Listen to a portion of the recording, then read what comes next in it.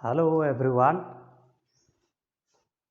आपकी परीक्षाएं बहुत जल्द होने वाली हैं और मुझे पूरा विश्वास है कि आप इसकी तैयारी में लगे हुए हैं।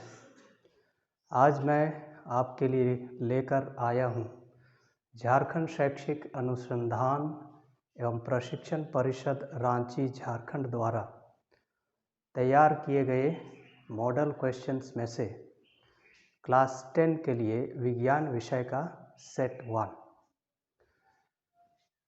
इसमें आपको 3 सेक्शंस के सवाल पूछे जाएंगे। सेक्शन ए होगा 2 अंक स्तरीय अति लघु उत्तरीय प्रश्न, इसमें 7 में से 5 आपको बनाने हैं। फिर सेक्शन बी में भी 7 प्रश्न पूछे जाएंगे जिनमें से आपको 5 हल करना होगा और ये 3-3 अंक का होगा लघु उत्तरीय प्रश्न। सेक्शन सी में 5 सवाल पूछे जाएंगे जिसमें से आपको 3 का जवाब लिखना होगा और ये होगा 5 अंक स्तरीय दीर्घ उत्तरीय प्रश्न। चलिए हम जाते हैं सेक्शन ए पर। पहला सवाल है, विद्युत आवेश का SI मात्रक लिखिए। एक इलेक्ट्रॉन पर कितना विद्युत आवेश होता है? तो इस सवाल के 2 भाग हैं, तो दोनों भाग का आंसर लिखना है। तो आंसर है विद्युत आवेश का SI मात्रक कूलम होता है। SI मात्रक कूलम, कूलोम लिखते हैं, कूलम पढ़ते हैं और इसका संकेत होता है C। कूलम है, इतना लिखेंगे 1 नंबर मिलेगा। अब सवाल का दूसरा भाग, एक इलेक्ट्रॉन पर कितना विद्युत आवेश होता है? एक इलेक्ट्रॉन पर विद्युत आवेश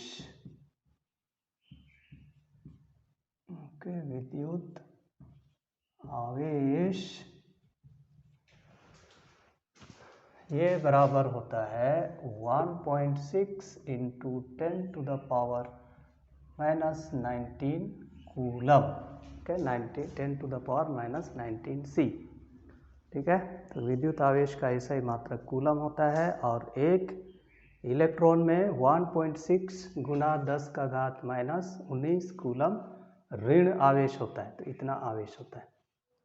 ठीक, क्वेश्चन नंबर 2, वोल्ट मीटर का प्रयोग कौन सी भौतिक राशि मापने में की जाती है? इसे विद्युत परिपथ में किस तरह संयोजित किया जाता है? तो वोल्ट मीटर का उपयोग विभवांतर मापने के लिए की जाती है। तो आंसर होगा वोल्ट मीटर का उपयोग या प्रयोग विभवांतर किसी परिपथ में विभवांतर पोटेंशियल डिफरेंस मापने में की जाती है।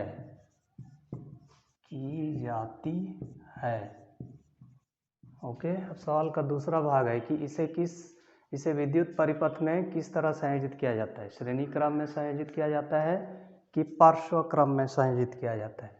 तो इसे पार्श्व क्रम में संयोजित किया जाता है। इसे विद्युत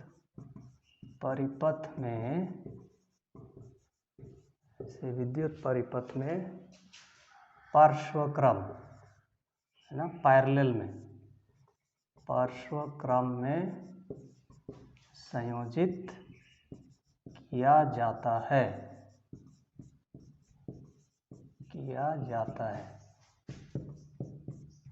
तो 2 शब्द इसमें एक्चुअली जानना है, विभवांतर और पार्श्व क्रम। बाकी तो क्वेश्चन में ही है ना। वोल्ट मीटर का प्रयोग कौन सी भौतिक राशि के जगह में लिख देना, विभवांतर मापने में की जाती है। इसे विद्युत परिपथ में श्रेणी क्रम में संयोजित किया जाता है। चलिए अगला सवाल, एक ऐसी धातु का उदाहरण दीजिए जो कमरे के ताप पर द्रव अवस्था में पाया जाता है। तो इसका आंसर है पारा। पारा लिख सकते हैं या मरकरी, ठीक है, पारा। ओके, एल्काइन का सामान्य सूत्र लिखें। तो एल्काइन का सामान्य सूत्र होता है CnH2n-2, ठीक है, जहाँ n का मान 2 से शुरू होता है, 2, 3, 4 इत्यादि, है ना। 2 होगा तो इथाइन, 3 होगा तो प्रोपाइन, 4 होगा ब्यूटाइन। ओके, अल्केन का सामान्य सूत्र होता है CnH2n+2, जहाँ n का मान 1 से शुरू होता है। ओके, एल्कीन का सामान्य सूत्र होता है CnH2n, जहाँ n बराबर भी 2 से शुरू होता है। तो एल्केन, एल्कीन, एल्काइन, तीन में से किसी एक का पूछ सकता है।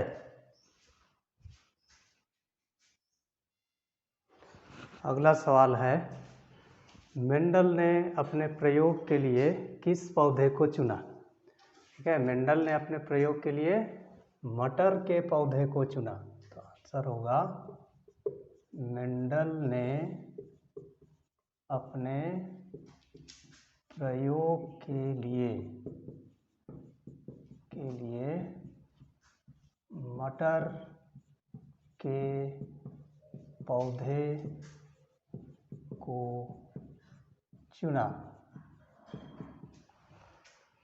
ठीक, क्वेश्चन नंबर 7, एक जैव निम्नीकरणीय पदार्थ का उदाहरण दें।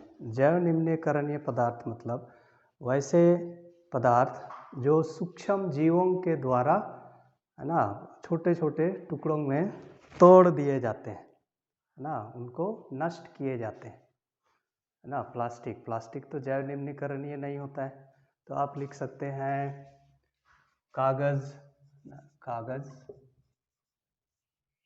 फिर लिख सकते हैं सूती कपड़ा,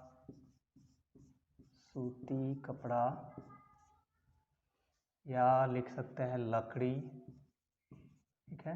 ये सब जैव निम्नीकरणीय पदार्थ है। तो इनमें से कोई एक को लिख देना। अब उत्पादक अपने ऊर्जा के लिए किस पर निर्भर होते हैं? उत्पादक मतलब पेड़ पौधे, पेड़ पौधों को उत्पादक कहते हैं।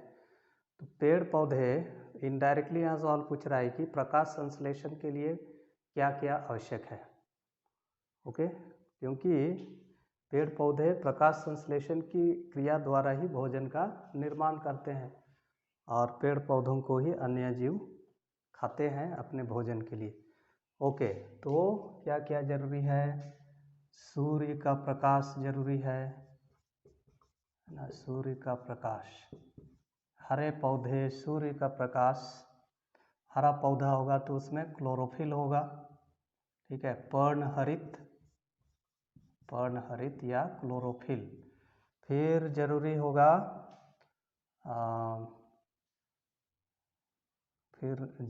होगा कार्बन डाइऑक्साइड और जल, ठीक है, क्योंकि प्रकाश संश्लेषण की क्रिया में कार्बन डाइऑक्साइड और जल के साथ अभिक्रिया होती है। सूर्य के प्रकाश की उपस्थिति में पौधों में जो पर्णहरित होता है ना, इसके कारण ये इसे ना ग्लूकोज में बदल देते हैं, कार्बोहाइड्रेट में बदल देते हैं। तो इनमें से कोई 5 आपको लिखना होगा और प्रत्येक का 2 अंक होगा, ठीक है। सेक्शन बी का पहला सवाल है, 1 एम्पियर की परिभाषा लिखिए।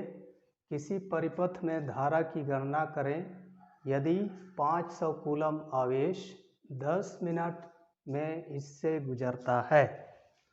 ओके, तो सबसे पहले एम्पियर की परिभाषा लिखनी है। तो एम्पियर की परिभाषा लिखने के लिए हमको जानना होगा कि करंट का फॉर्मूला क्या होता है। ओके, विद्युत धारा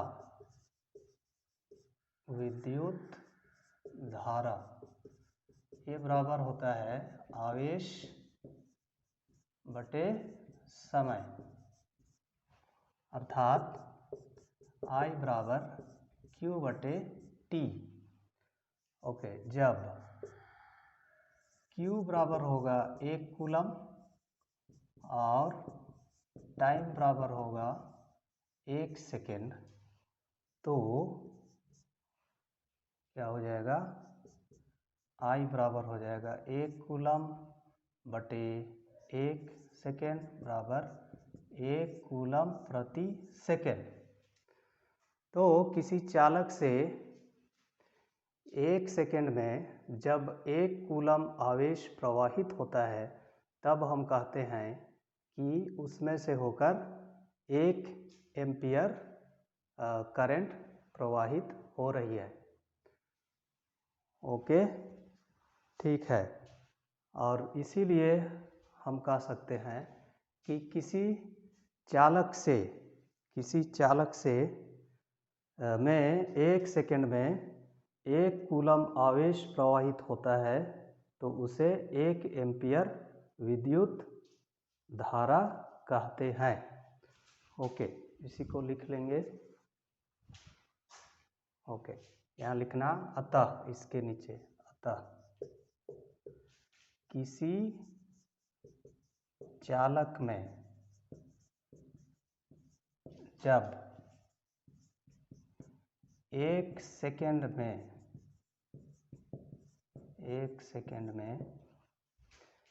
1 कूलम आवेश प्रवाहित होता है तब, ओके, 1 कूलम आवेश प्रवाहित होता है तब चालक में प्रवाहित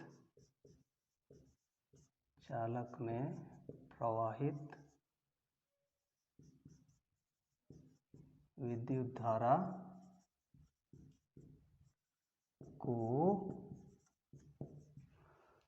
धारा को 1 एम्पियर कहते हैं।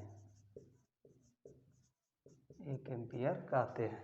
ठीक है, तो ये यहाँ से आया है परिभाषा, क्योंकि करंट बराबर होता है चार्ज बटे टाइम। चार्ज का मात्रक कूलम, टाइम का मात्रक सेकेंड। यदि Q बराबर 1 कूलम होगा और T बराबर 1 सेकेंड होगा तो I बराबर होगा 1 कूलम बटे 1 सेकेंड, मतलब 1 कूलम प्रति सेकेंड। इसका मतलब है अतः किसी चालक में जब 1 सेकेंड में 1 कूलम आवेश प्रवाहित होता है तो करंट क्या होता है, आवेश का प्रवाह। ओके, 1 कूलम आवेश प्रवाहित होता है तब, ओके, तब 2 बार लिखा गया है, तब चालक में प्रवाहित विद्युत धारा को 1 एम्पियर कहते हैं। ठीक है, ओके, वीडियो को पॉज करके नोट कर लेना। अब इसी सवाल में और एक सवाल है कि किसी परिपथ में धारा की गणना करें यदि 500 कूलम आवेश 10 मिनट में इससे गुजरता है। ओके, तो ये इसी फॉर्मूला को हमको प्रयोग करना है। ठीक है, तो दिया है, क्या क्या दिया है, दिया है Q बराबर 500 कूलम और T बराबर 10 मिनट। 10 मिनट है, इसको सेकेंड में बदलेंगे। ठीक है, 1 मिनट में 60 सेकेंड, तो ये हो जाएगा 600 सेकेंड। ठीक है, तो हम जानते हैं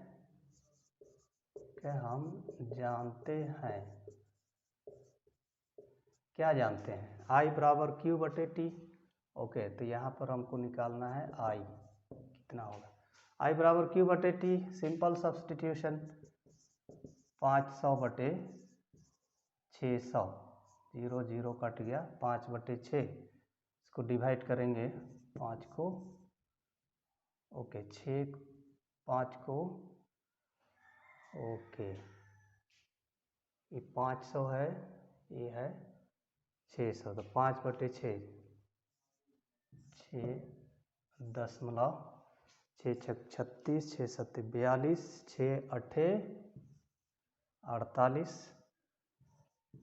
6 8 48, तो बचा 2, फिर 0, 6 दूना 6 तिया 18, ओके, फिर 2, फिर 6 तिया 18, तो 0.833 ये सब आते रहेगा, तो इसको लिख देना 0.833 एम्पियर। ओके, तो टाइम मिनट में दिया हुआ है तो उसको सेकेंड में पहले बदल लेना है, ठीक है। उसके बाद इसको सॉल्व करना है, तो आंसर होगा 0.833। ठीक, अब जाते हैं अगले सवाल में। किसी तार का प्रतिरोध उसके अनुप्रस्थ काट के क्षेत्रफल में परिवर्तन के साथ किस प्रकार परिवर्तित होता है? तो इसके लिए भी एक फॉर्मूला है, R बराबर होता है रो गुना A/L, है ना। इसी से इसका जवाब भी मिलेगा, ठीक है। जहाँ ये रो होता है विशिष्ट प्रतिरोध, स्पेसिफिक रेसिस्टेंस, विशिष्ट प्रतिरोध, ये होता है अनुप्रस्थ काट का क्षेत्रफल, अनुप्रस्थ काट का क्षेत्रफल, और L है तार की लंबाई या चालक की लंबाई, चालक की लंबाई। तो यह सवाल है कि किसी तार का प्रतिरोध उसके अनुप्रस्थ काट के क्षेत्रफल में परिवर्तन के साथ किस प्रकार परिवर्तित होगा। ओके, तो ये तो डायरेक्टली प्रोपोर्शनल है, समानुपाती है। अनुप्रस्थ काट का क्षेत्रफल बढ़ेगा तो प्रतिरोध भी बढ़ेगा, अनुप्रस्थ काट का क्षेत्रफल घटेगा तो प्रतिरोध भी घटेगा। ओके, तो इसी को लिख लेते हैं, ऐसा फॉर्मूला लिख लेना। उसके बाद इस सवाल का जवाब हम लिखेंगे और इसका जवाब भी इसी पर आधारित है। ओके, तो यहाँ पर लिख देना, अतः तार का, ओके, किसी तार का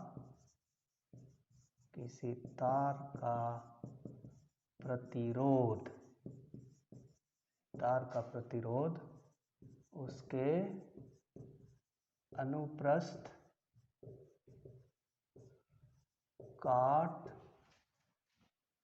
का क्षेत्रफल बढ़ने से बढ़ता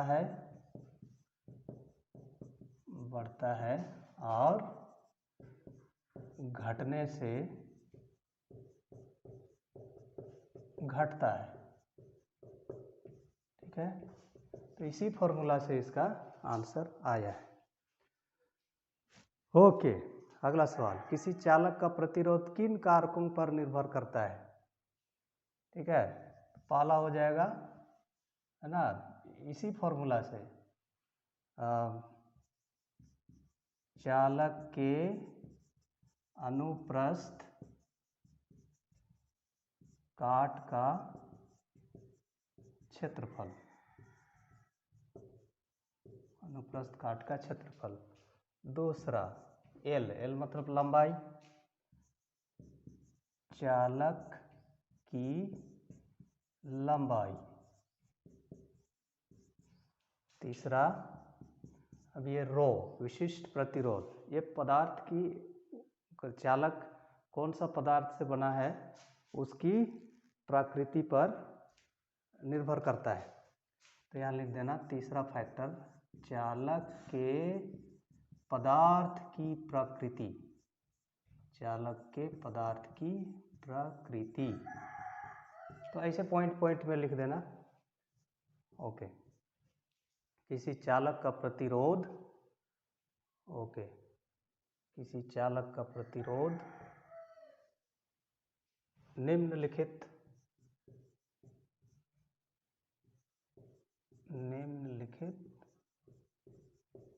कारकों पर निर्भर करती है। ओके, नंबर 1 चालक के अनुप्रास्थ काट का क्षेत्रफल, नंबर 2 चालक की लंबाई और नंबर 3 चालक के पदार्थ की प्रकृति। चलिए नोट कर लीजिए, इसके बाद अगला सवाल जाएंगे।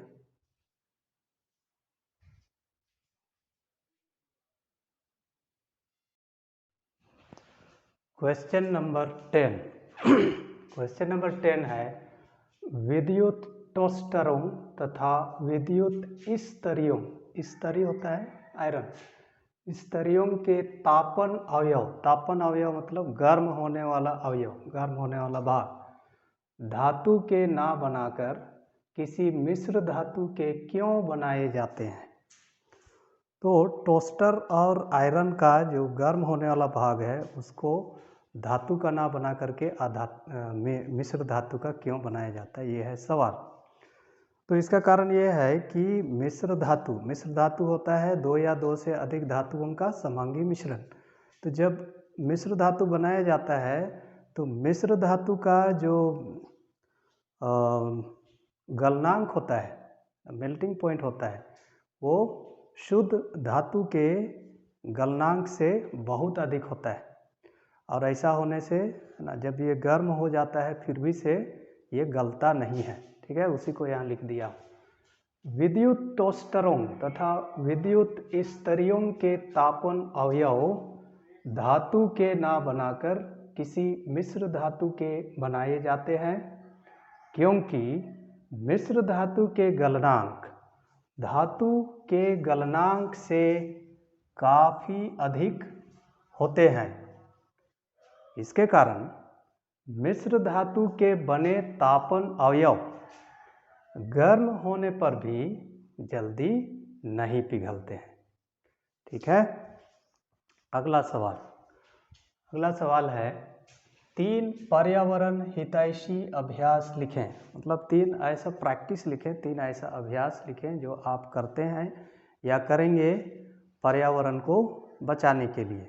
तो इसमें बहुत सारा है, जिसमें से कोई 3 को लिख देना है ना। इसमें पहला नंबर मैं लिखा हूँ प्लास्टिक के थैले के स्थान पर कपड़े की थैली का उपयोग। जिससे क्या हो, क्योंकि प्लास्टिक तो जैव निम्नकरणीय नहीं होती है, जबकि कपड़ा जैव निम्नकरणीय होती है ना, जैव निम्नीकरणीय होती है, बायोडिग्रेडेबल होती है। और इसलिए प्लास्टिक के थैले के स्थान पर कपड़े की थैली का उपयोग। दूसरा नंबर लिखा हूँ कि ना कूड़े कचरे को, कागज़ इत्यादि के टुकड़ों को जहाँ तहाँ ना फेंक कर क्या करेंगे, कूड़ेदानी में हम डालेंगे।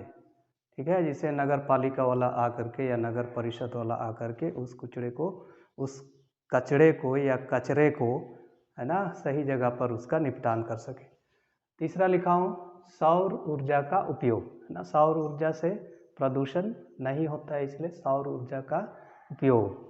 या इधर लिख सकते हैं अधिक से अधिक संख्या में वृक्षरोपण, वो भी लिख सकते हैं। फिर वृक्षों की कटाई रोकना। फिर इधर लिख सकते हो वर्षा जल का संरक्षण। तो कोई भी 3 लिख देना है। ओके, ठीक है। अगला है क्वेश्चन नंबर 12, समजात अंग से आप क्या समझते हैं। ठीक है, समजात ये जीवों के वैसे अंग होते हैं जिनकी उत्पत्ति और रचना समान होती है, परंतु कार्य भिन्न भिन्न होता है।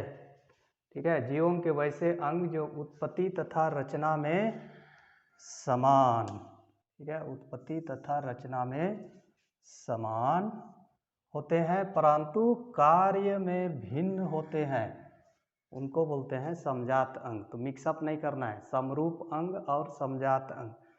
समरूप अंग में क्या होता है, जीवों का वैसा अंग होता है जो उत्पत्ति तथा रचना में भिन्न होता है लेकिन कार्य समान होता है, उसको बोलते हैं समरूप अंग। तो यहाँ पूछा है समजात अंग, तो इनका उत्पत्ति और रचना तो समान होता है परंतु कार्य भिन्न होता है। इसको 2 उदाहरण से समझा देना। हमारे हाथ एवं कुत्ते के अग्रपाद, है ना, हमारा हाथ में 5 अंगुलियां हैं, वैसा ही कुत्ता का अगला पैर अग्रपाद में भी ना 5 उंगलियां हैं, लेकिन हम इसको पकड़ने के लिए सबके लिए काम करते हैं ना, हाथ से तो हम चलते नहीं हैं, लेकिन कुत्ता क्या करता है उसको दौड़ने के लिए उपयोग करता है, तो कार्य अलग। वैसा ही मेंढक एवं घोड़े के अग्रपाद। ओके, तो ये हो गया question number 12। Okay, question number okay ठीक है, क्वेश्चन नंबर 12 हो गया। ठीक है, इसको नोट कर लो। क्वेश्चन नंबर 13 है, पारितंत्र में अपमार्जकों की क्या भूमिका है। ओके, अपमार्जक वैसे जीवों को कहते हैं जो मृत जीवों के शरीर को अपने भोजन के रूप में उपयोग करते हैं। तो ऐसा करने से वे क्या करते हैं, पारितंत्र को दूषित होने से बचाते हैं, है ना, इसी को लिख दिया हमने। अपमार्जक वैसे जीवों को कहा जाता है जो मृत जीवों के शरीर को अपने भोजन के रूप में उपयोग करते हैं, ना, जैसे गिद्ध। ये जीव मृत जीवों के शरीर का निपटान करते हैं ना, इनका निपटान नहीं होगा तो क्या होगा, वहाँ सड़ने लगेंगे, है ना, और वायु प्रदूषण होगा ना, बहुत दुर्गंध आने लगेगी। तो ये जीव क्या करते हैं, मृत जीवों के शरीर को हटाते हैं, निपटान करते हैं, निपटारा करते हैं, और ऐसा करके क्या करते हैं, पारितंत्र को दूषित होने से बचाते हैं, प्रदूषण से बचाते हैं। अगला है समजातीय श्रेणी क्या है ना, ये केमिस्ट्री का सवाल है, मत लिखना सोचना कि बायोलॉजी का सवाल है। समजात बायोलॉजी का नहीं है, ये केमिस्ट्री का सवाल है। समजातीय श्रेणी क्या है, उदाहरण के साथ समझाइए। देखिए, समजातीय श्रेणी कार्बनिक यौगिकों की श्रेणी होती है। ये ऐसी श्रेणी होती है जिसमें प्रकार्यात्मक समूह समान होता है। प्रकार्यात्मक समूह होता है किसी कार्बनिक यौगिक में उपस्थित परमाणु या परमाणुओं का समूह जो उस यौगिक के अभिलक्षकीय गुणों का निर्धारण करता है, इसको बोलते हैं प्रकार्यात्मक समूह। ठीक है, आपको कम से कम 4 प्रकार्यात्मक समूह जानना है। हाइड्रोजन, एल्कोहल, अल्डिहाइड, कीटोन और कार्बोक्सिलिक एसिड, है ना, 5 प्रकार्यात्मक समूह। ओके, ये सब और सेट में है, उसमें इसको पढ़ेंगे। ओके, तो कार्बनिक यौगिकों की ऐसी श्रेणी जिसमें समान प्रकार्यात्मक समूह होता है तथा किन्हीं 2 क्रमागत सदस्यों के अनुसूत्र में, 2 लगातार सदस्यों के अनुसूत्र में सिर्फ CH2 का अंतर होता है, उसे कहते हैं समजात श्रेणी। जैसे अगर हम अल्कोहल का समजात श्रेणी बनाएंगे तो पहला सदस्य होगा CH3OH। ठीक है, तो अल्कोहल होते हैं अल्केन के अल्कोहल व्युत्पन्न ना, ये हो गया मिथेनॉल। फिर अगला सदस्य हो जाएगा C2H5OH। तो ये दोनों के बीच में सिर्फ CH2 का अंतर है। अगला हो जाएगा C3। ओके, इसमें हम 1 कार्बन और 2 हाइड्रोजन जोड़ देंगे, तो ये होगा C3H7OH। फिर अगला सदस्य हो जाएगा, 1 कार्बन जोड़ेंगे, 3 था 4 हो गया, C4H। इसमें 2 हाइड्रोजन, क्योंकि हम CH2 जोड़ देंगे तो होगा 9OH। वैसे ही अगला सदस्य C5H11OH। ओके, अगर इसका नाम लिखना चाहें तो ये है मिथेनॉल,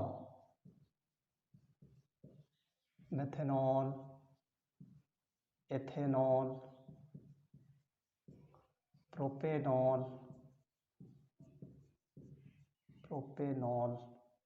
ब्यूटेनॉल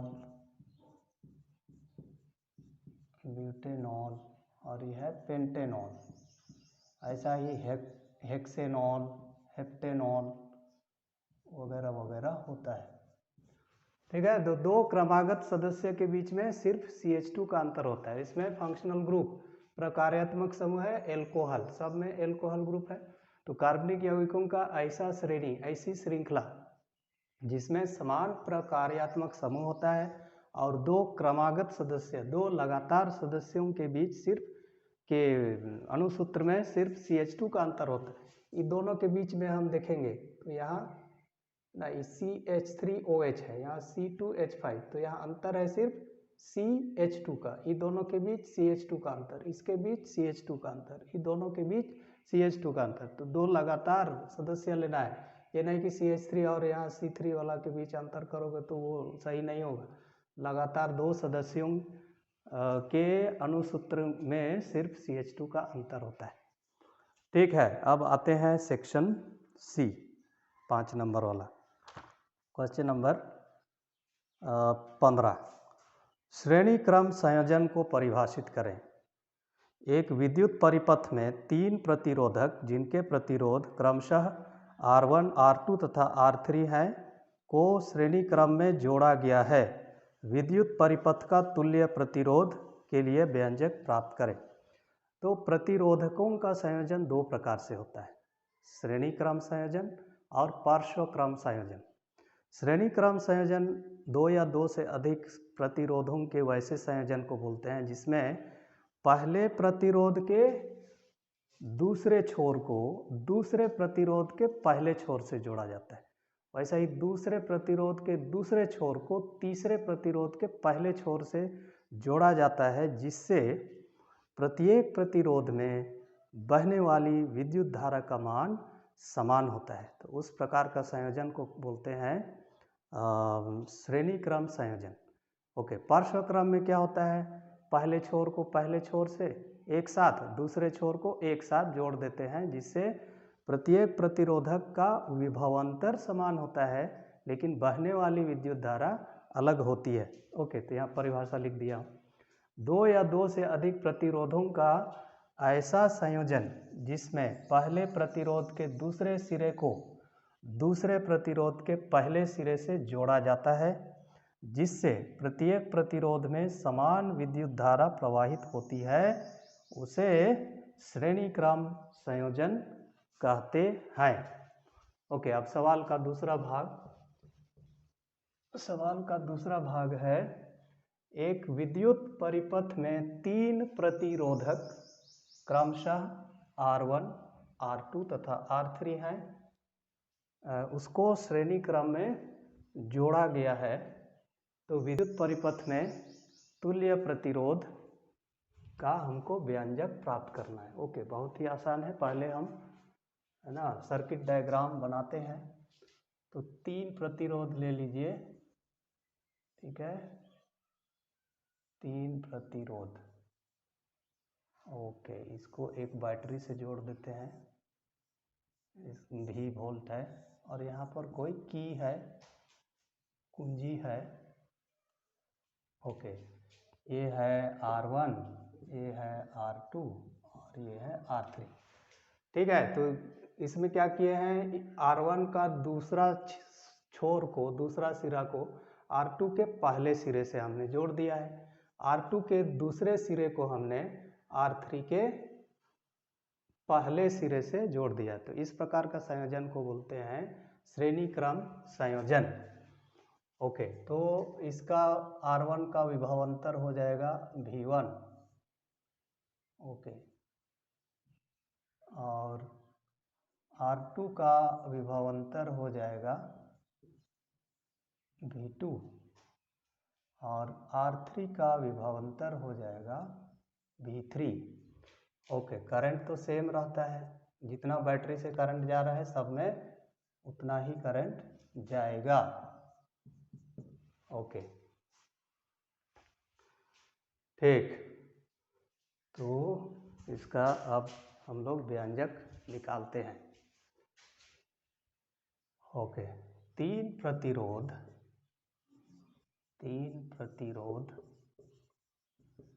R1, R2 तथा R3 को श्रेणी क्रम में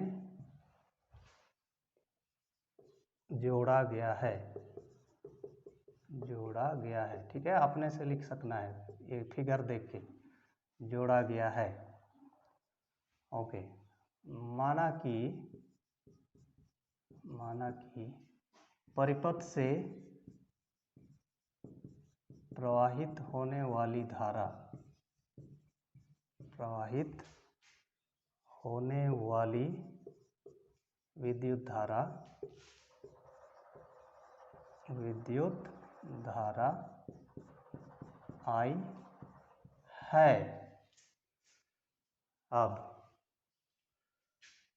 R1, या तो इसको लिख सकते हो, माना कि V1, V2 तथा V3 क्रमशः R1, R2 तथा R3 के सिरों के बीच के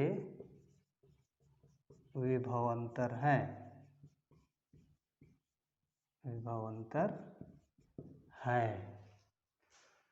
ओके। ठीक है, तो कुल विभवांतर हो जाएगा, कुल विभवांतर V बराबर होगा V1 plus V2 plus V3। Okay, अब ओम का नियम इसमें लागू करेंगे। क्या है ओम का नियम? V equal to I R. Okay, अब ओम के नियमानुसार या ओम के नियम से V बराबर होता है आई आर। ओके, इसीलिए V1 बराबर I तो सेम रहेगा IR1, V2 बराबर IR2 तथा V3 बराबर IR3। ओके, तो इसको मान लेते हैं इक्वेशन 1। ओके, अतः यहाँ हम क्या करेंगे, V1, V2, V3 का मान को लगा देंगे। तो V बराबर आई आर। ओके, अगला स्टेप में लगाएंगे, तो ये हो जाएगा IR1 plus IR2 plus IR3, या okay V equal to I R इधर भी लगा देंगे। तो यहाँ R जो होगा ये होगा इक्विवेलेंट रेसिस्टेंस, है ना, तुल्य प्रतिरोध। तो इसको लिख सकते हो R तुल्य बराबर I। ओके, I को कॉमन ले लेंगे, R1 plus R2 plus R3, I cancel, अतः तुल्य प्रतिरोध R तुल्य ये बराबर होगा R1 plus R2 plus R3। ठीक है, यही व्यंजक हमको प्राप्त करना था। तो तीन प्रतिरोध को हम श्रेणी क्रम में जोड़ेंगे, तो तुल्य प्रतिरोध बराबर होगा R1 plus R2 plus R3, है ना, एकदम सहज है। ठीक है, तो यही से सर्किट डायग्राम बना लेना और लिख देना, तीन प्रतिरोध R1, R2 और R3 श्रेणी क्रम में इनको जोड़ा गया है। माना कि परिपथ से प्रवाहित होने वाली धारा I है। ओके, तो परिभाषा में ही हमने लिखा है कि प्रत्येक प्रतिरोध से होकर प्रवाहित होने वाली धारा समान होती है, मतलब यहाँ भी I करंट जाएगा, यहाँ भी I जाएगा, यहाँ भी I जाएगा। अब माना कि V1, V2 और V3 है R1, R2 और R3 के सिरों के बीच का विभवांतर। तो कुल विभवांतर बराबर हो जाएगा V1 प्लस V2, है ना, यहाँ बैटरी का विभवांतर जितना है वो बराबर होगा इसका विभवांतर प्लस इसका विभवांतर प्लस इसका विभवांतर। तो इसको जोड़ देना है। अब ओम का नियम लगाना है, V equal to I R. तो V1 equal to I R1, I तो कांस्टेंट है, V2 equal to IR2, V3 equal to IR3। इसीलिए अब यहाँ पर V1, V2 और V3 का मान लगा देना, तो V इक्वल टू हो जाएगा IR1 plus IR2 plus IR3। अब EV बराबर भी ओम के नियम से ही लिख देना है IR, लेकिन यहाँ R जो होगा वो तुल्य होगा, तुल्य प्रतिरोध। इधर I को कॉमन निकाल देंगे, अंदर बचेगा R1 plus R2 plus R3। I cancel, बचा तुल्य प्रतिरोध बराबर R1 plus R2 plus R3। Okay, ठीक है। अब आते हैं अगला सवाल।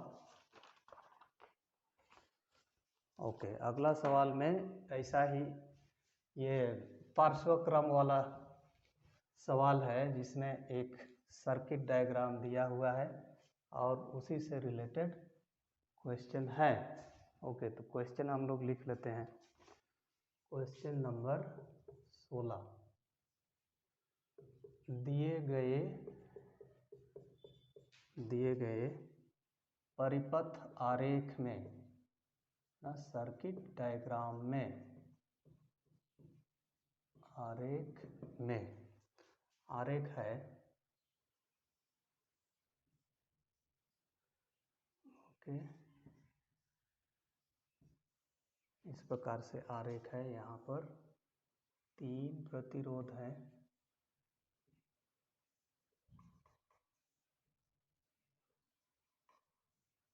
ओके। इसका एक पहला छोर को एक साथ और दूसरा छोर को एक साथ जोड़ दिया गया है और बैटरी है 12 वोल्ट का।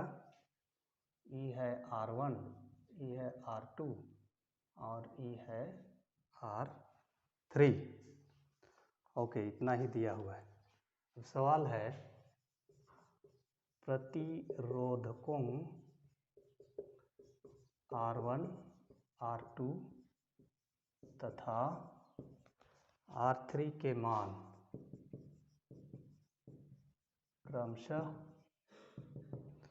क्रमशः 5 ओम, 10 ओम, 30 ओम हैं तथा इन्हें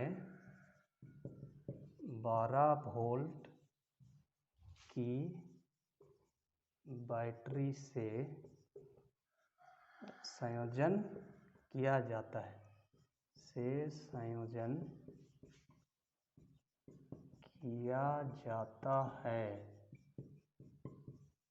किया जाता है। तो ए नंबर है परिपथ का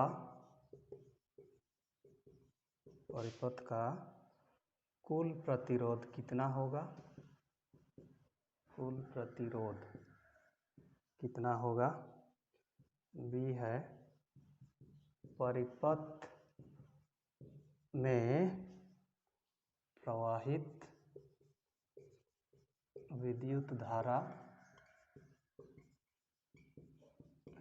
धारा और सी है प्रत्येक प्रतिरोध से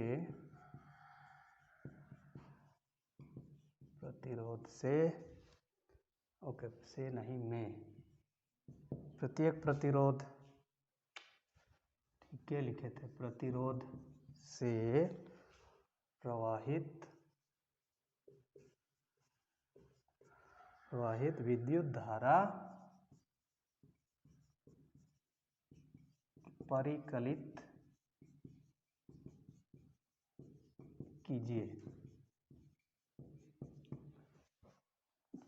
कीजिए। ओके, ठीक है। सवाल और एक बार देखिए। दिए गए परिपथ आरेख में, ये परिपथ आरेख है, ये तो देख के जान जाना है, ये पार्श्व क्रम में सजाया गया, जोड़ा गया। प्रतिरोधकों R1, R2 तथा R3 के मान क्रमशः 5, 10 और 30 ओम है तथा इन्हें 12 वोल्ट की बैटरी से संयोजन किया जाता है। तो परिपथ का कुल प्रतिरोध, परिपथ में प्रवाहित विद्युत धारा, प्रत्येक प्रतिरोध से प्रवाहित विद्युत धारा परिकलित कीजिए। ओके, चलिए इसको बनाते हैं, है ना, आसान सा सवाल है। ओके, क्या क्या दिया हुआ है, पहले तो बना लेना है कि क्या क्या दिया है। R1 दिया हुआ है 5 ओम, ठीक है। R2 दिया हुआ है 10 ओम। R3 दिया हुआ है 30 ओम। और क्या दिया हुआ है, इन्हें 12 वोल्ट की बैटरी से संयोजन किया जाता है, तो V दिया हुआ है 12 वोल्ट। ओके, ए नंबर। प्रतिरोध में प्रवाहित, ओके, परिपथ का कुल प्रतिरोध, परिपथ का कुल प्रतिरोध हो जाएगा, क्योंकि ये पार्श्व क्रम में है, तो 1/R equal to 1/R1 plus 1/R2 plus 1/R3, या 1/R equal to 1/5 plus 1/10 plus 1/30। Okay, तो हम क्या करेंगे, 5, 10 और 30 का LCM कैलकुलेट करेंगे। 5 का 5, 5 दूना 10, 5 छक 30, 2 1, 2 का 2, 2 तिया 6, 5 दूना 10, 10 तिया 30, तो 30 हो जाएगा। तो 5 छक 30, 1 गुना 6, 6 प्लस 10 तिया 30, 30 का 30, तो 1/R बराबर हो गया 6, 3, 9 और 1 10/30, 0 0 कट गया, 1/3, तो इसीलिए R हो जाएगा इसका उल्टा, 1/R इक्वल टू 1/3 है, तो R इक्वल टू 3 ओम। ये है ए नंबर का आंसर। अब बी नंबर है, परिपथ में प्रवाहित विद्युत धारा, ठीक है। तो ओम के नियम से, ओम के नियम से V बराबर होता है IR, इसीलिए I बराबर V/R। तो V कितना है, 12 है, 12/R कितना निकाले, R निकाले 3, 3 चौके 12, ये हो गया 4 एम्पियर, यह 4 एम्पियर। अब सी नंबर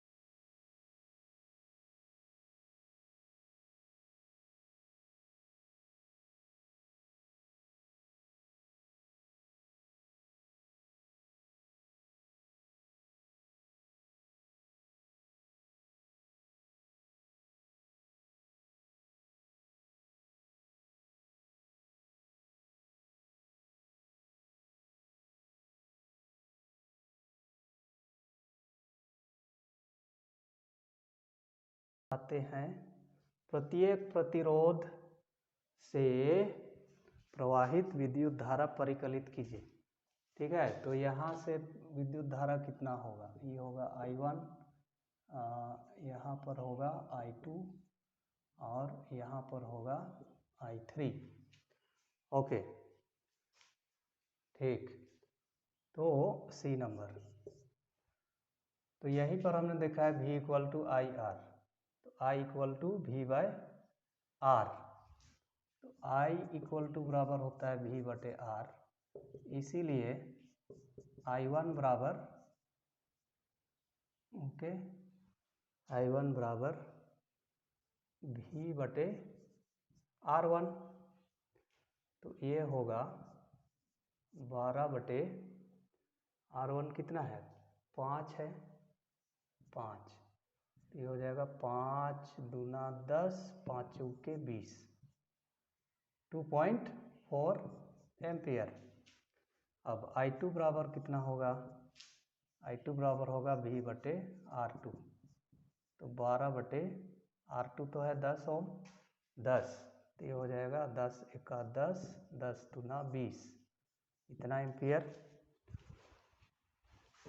ओके, अब I3 बराबर हो जाएगा V बटे R3, तो ये होगा 12 बटे 30, 3 एका 3, 3 चौके 12, 4 बटे 10 इक्वल टू 0.4 एम्पियर।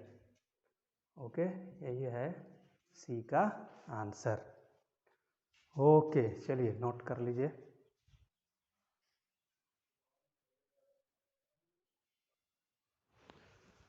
अब आते हैं क्वेश्चन नंबर 17 पर।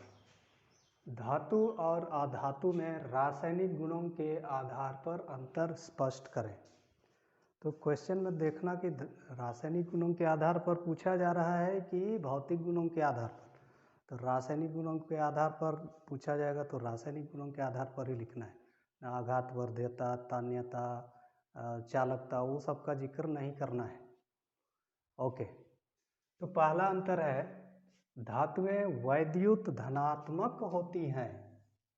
वैद्युत धनात्मक होती है मतलब इनमें अपना संयोजी इलेक्ट्रॉन को त्याग कर धन आयन बनाने की प्रबल प्रवृत्ति होती है ना। जैसे सोडियम, इसका इलेक्ट्रॉनिक विन्यास 2 8 1, इसके पास एक संयोजी इलेक्ट्रॉन है, तो ये एक इलेक्ट्रॉन का त्याग करता है, तब ई होता है इसका इलेक्ट्रॉनिक विन्यास, इसका अष्टक पूरा हो जाता है। अब दूसरी ओर अधातुएं वैद्युत ऋणात्मक होती हैं, अर्थात इनमें अतिरिक्त इलेक्ट्रॉन ग्रहण कर ऋण आयन बनाने की प्रबल प्रवृत्ति होती है ना। जैसे अगर हम क्लोरीन का उदाहरण लें तो परमाणु संख्या होता है 17, इलेक्ट्रॉनिक विन्यास 2 8 7, बाहरी कक्षा में 7 इलेक्ट्रॉन है। जब ये एक इलेक्ट्रॉन ग्रहण करता है तो इसका इलेक्ट्रॉनिक विन्यास हो जाएगा 2 8 8, और एक इलेक्ट्रॉन ग्रहण किया इसलिए एक नेगेटिव चार्ज। ओके, दूसरा, धातु ऑक्साइड प्रायः क्षारकीय होते हैं। यहाँ हम प्रायः लिख रहे हैं, प्रायः इसीलिए क्योंकि आप जानते हैं कुछ धातु ऑक्साइड उभयधर्मी होते हैं, अम्लीय और क्षारकीय दोनों होते हैं, जैसे जिंक ऑक्साइड, एल्यूमिनियम ऑक्साइड, ये सब उभयधर्मी ऑक्साइड होता है, और इसीलिए हमने यहाँ लिखा है धातु ऑक्साइड प्रायः क्षारकीय होते हैं। अधातु ऑक्साइड अम्लीय होते हैं, ठीक है, ये क्षारकीय होते हैं क्योंकि जल में घुलकर ये क्षारक का निर्माण करते हैं। अधातु ऑक्साइड अम्लीय होते हैं, इन्हें जल में घोलते हैं तो अम्ल बनता है। ठीक, अगला ये तनु अम्लों के साथ अभिक्रिया कर लवण और हाइड्रोजन गैस बनाते हैं। ठीक है, लवण और हाइड्रोजन गैस बनाते हैं। जैसे जिंक तनु सल्फ्यूरिक अम्ल के साथ अभिक्रिया करता है तो जिंक सल्फेट और हाइड्रोजन गैस बनता है। ओके, लेकिन ये जो अधातु हैं ये अम्लों के साथ, चाहे वो तनु हो या सांद्र हो, ये अभिक्रिया ही नहीं करती है, तनु अम्लों के साथ अभिक्रिया नहीं करती है। अगला चौथा नंबर, ये क्लोरीन के साथ अभिक्रिया कर धातु क्लोराइड बनाते हैं जो आयनिक होते हैं। आयनिक होते हैं मतलब सोडियम और क्लोरीन के बीच इलेक्ट्रॉनों के स्थानांतरण से बॉन्ड बनता है। ओके, तो लिख देना ये क्लोरीन के साथ अभिक्रिया कर धातु क्लोराइड बनाते हैं जो आयनिक होते हैं। इधर ये क्लोरीन के साथ अभिक्रिया कर अधातु क्लोराइड बनाते हैं, अधातु क्लोराइड बनाते हैं जो सहसंयोजी होते हैं, मतलब इनमें जो बॉन्ड बनता है वो इलेक्ट्रॉनों की साझेदारी से बनता है। पांचवा, ये अपचायक की तरह काम करते हैं। ठीक है, अपचायक की तरह काम करते हैं, बल्कि ये उपचायक की तरह कार्य करते हैं। तो 5 नंबर का सवाल रहेगा तो आपको 5 अंतर लिखना होगा। ओके, अब आते हैं क्वेश्चन नंबर 18। पोषी स्तर क्या है? एक आहार श्रृंखला का उदाहरण दीजिए तथा इसमें विभिन्न पोषी स्तर बताइए। ठीक है, आहार श्रृंखला में उत्पादक होते हैं, फिर उपभोक्ता होते हैं। ठीक है, उपभोक्ता होते हैं। उत्पादक तो पेड़ पौधे होते हैं। ठीक है, तो विभिन्न किसी आहार श्रृंखला की विभिन्न कड़ियों को जिसमें ऊर्जा और पदार्थ का स्थानांतरण होता है उसी को बोलते हैं पोषी स्तर। उसी को यहाँ लिख दिया, आहार श्रृंखला की प्रत्येक कड़ी जिसमें ऊर्जा तथा पदार्थ का स्थानांतरण होता है उसे पोषी स्तर कहते हैं। अब सवाल का अगला भाग है, एक आहार श्रृंखला का उदाहरण दीजिए तथा इसमें विभिन्न पोषी स्तर को बताइए। ओके, तो इसी का इधर लिख रहा। तो आहार श्रृंखला का आहार श्रृंखला का एक उदाहरण।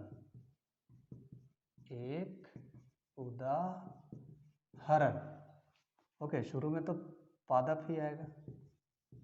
पादप को खाता है ओके कीट, फिर कीट को खाता है मेंढक, मेंढक को खाता है सांप, और सांप को खाता है चील। ठीक है, पादप को खाया कीट, कीट को खाया मेंढक, मेंढक को खाया सांप, सांप को खाया चील। अब इसमें बताना है कि कौन कौन पोषी स्तर है इसमें। ओके, पादप, इसको बोलते हैं प्रथम पोषी स्तर या स्वयं पोषी, को बोलते हैं प्रथम पोषी स्तर या स्वयं पोषी। ओके, उसके बाद कीट, कीट है द्वितीय पोषी स्तर, द्वितीय पोषी स्तर। क्या द्वितीय पोषी स्तर है जो क्या करता है, पादप को खाता है, जो पादप को खाता है। ओके, मेंढक, मेंढक है तृतीय पोषी स्तर, तृतीय पोषी स्तर जो कीट को खाता है, कीट को खाता है। उसके बाद सांप, सांप है चौथा या चतुर्थ पोषी स्तर जो क्या खाता है, मेंढक को, मेंढक को खाता है। अब लास्ट में है चील, चील है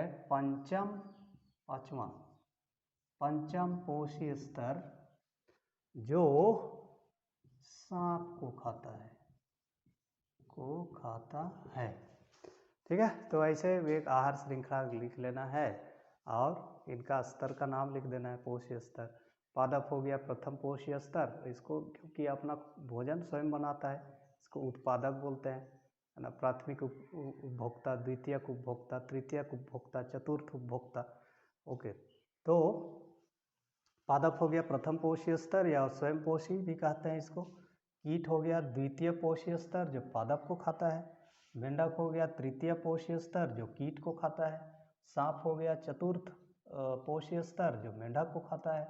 चील हो गया पंचम पोषी स्तर जो सांप को खाता है। तो इस आहार श्रृंखला में 5 पोषी स्तर हैं। ओके,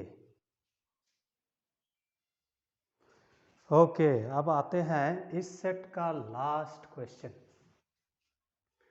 प्रभावी लक्षण से आप क्या समझते हैं? ठीक है, प्रभावी लक्षण वैसे गुण होते हैं जो हमें अपने माता पिता से मिलते हैं, मतलब एक पीढ़ी से दूसरे पीढ़ी में इनका स्थानांतरण होता है। इसको हम कह सकते हैं माता पिता के वंशानुगत लक्षण जो संतानों में दिखाई देते हैं उन्हें प्रभावी लक्षण कहते हैं, है ना। जैसे जिनके माता पिता लंबे होते हैं उनके संतान भी ना लंबे होते हैं, या हम अपने माता पिता के जैसे दिखते हैं या दादा दादी नाना नानी के जैसे दिखते हैं। तो ये सब लक्षण को जो कि वंशानुगत लक्षण होते हैं, एक पीढ़ी से दूसरे पीढ़ी में जाते हैं, जो संतानों में दिखाई देते हैं, इसी को कहा जाता है प्रभावी लक्षण। अब क्वेश्चन नंबर खा, मेंडल के प्रयोग द्वारा कैसे पता चला कि लक्षण प्रभावी अथवा अप्रभावी होते हैं? तो आप जानते हैं कि मेंडल ने मटर के पौधे का उपयोग अपने स्टडी के लिए किया। तो मेंडल ने क्या किया, जब उसने मटर के लंबे और बौने पौधों का आपस में संकरण कराया, तो पहला संतति पीढ़ी, पहली पीढ़ी ना F1, इसमें सभी पौधे लंबे प्राप्त हुए थे। तो लंबा पौधा और बौना पौधा उसका संकरण कराया। तो होना तो चाहिए था कि लंबा और बौना दोनों का मतलब मीडियम साइज का पौधा होता, लेकिन इसमें क्या हुआ, प्रथम संतति पीढ़ी में सभी पौधे लंबे प्राप्त हुए थे। तो इसका क्या मीनिंग निकाला उसने, इसका अर्थ था कि लक्षणों में से केवल एक पैतृक लक्षण ना, केवल एक पैतृक लक्षण मतलब लंबा पौधा का लक्षण ही दिखाई दिया, क्योंकि सभी पौधे लंबे ही उत्पन्न हुए। अब उन दोनों का मिश्रित लक्षण नहीं दिखाई दिया। अब उसने क्या किया, पैतृक पौधों एवं F1 पीढ़ी, पहली पीढ़ी के पौधों को संकरण नहीं कराया, उन्हें स्वपरागन होने दिया। और जब इनके फूल हुए, फूल से फल हुआ, फल से बीज हुआ, तो उसका जो पौधा लगाया तो उसने पाया कि दूसरी पीढ़ी में सभी पौधे लंबे नहीं थे, 1/4 पौधे बौने थे ना, सबका सब लंबा नहीं था, 1/4 पौधा बौना था। तो इस प्रकार उन्होंने कहा कि मेंडल ने कहा कि लंबे पौधे के लक्षण को उसने प्रभावी कहा और बौने पौधे के लक्षण को अप्रभावी लक्षण कहा। ओके, तो इस प्रकार से हमारा सेट 1 कंप्लीट हो जाता है। यदि आपको इससे हेल्प मिला तो आप इसे अपने दोस्तों को भी शेयर कीजिएगा। सबों को बेस्ट ऑफ लक, बाय।